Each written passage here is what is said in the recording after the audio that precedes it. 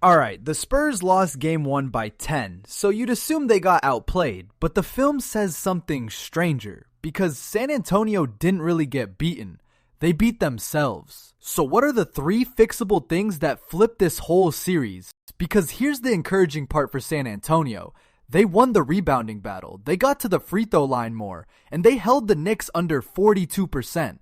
The effort and the defense were there. Everything that went wrong was self-inflicted. And self-inflicted means fixable. This is Game is Culture.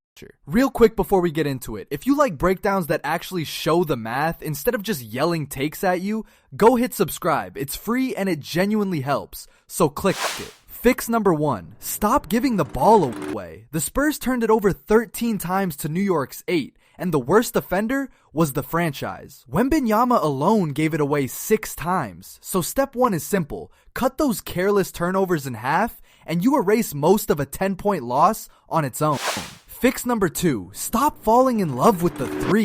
Because the Spurs took 43 of their 89 shots from behind the arc, nearly half their offense from deep. On a night they hit just 26% of them. That's not a shooting slump you ride out. That's a shot selection problem you fix.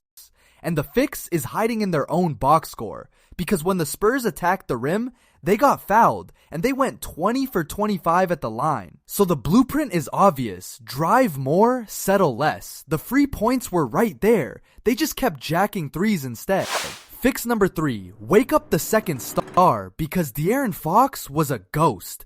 3 for 13 from the floor, 0 for 4 from 3, just 7 points. He shot 23% when his career number is closer to 47. So San Antonio's second option gave them almost nothing. And the maddening thing is how he did it. Fox settled, 0 for 4 from 3 when his entire superpower is speed to the rim.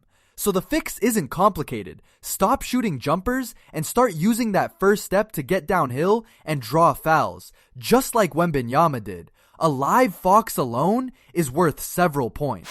Now what does New York have to keep doing? 3 things. They protected the ball with only 8 turnovers. They shared it with 20 assists, and they got a glue game from Josh Hart that won them the possession battle. So if New York keeps doing the clean, connected things, they don't need to shoot well to keep winning.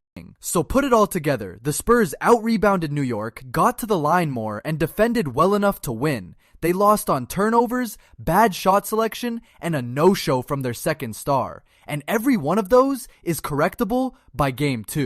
But here's the honest caveat. It's one game, and corrections are easier to say than to make under finals pressure. New York is also good enough to force those mistakes on purpose. So the Spurs have the blueprint. The question is whether they can actually execute it with the season on the line. So I'm gonna leave it with you. Are these clean, fixable mistakes, or did the Knicks force every one of them, which means they happen all over again? Because that's the difference between a series tied and a series gone. So tell me down in the comments. And if you enjoyed this video, please be sure to subscribe. We're in a race to 1,000 subscribers, so please join the family.